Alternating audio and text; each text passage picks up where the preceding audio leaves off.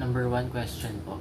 From moral relativist point of view, tama ang paniniwala ni Melissa at ng netizens ng bansa nila.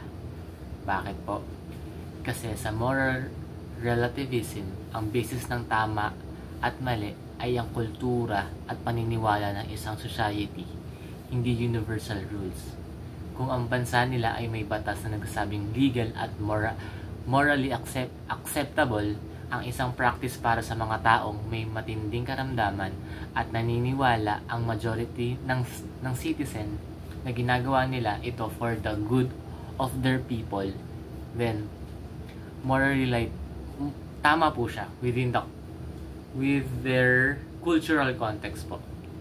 Dahil po sa moral relativism kasi what is right depends on the belief of the system of the culture.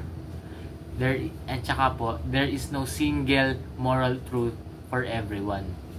So kahit iba ang pananaw ng ibang bansa or ibang religion, hindi ibig sabihin mali sila.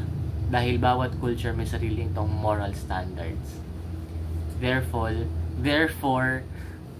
for a moral relativist, Melissa and her people are tama po with the standards of their own society. Yun lamang po.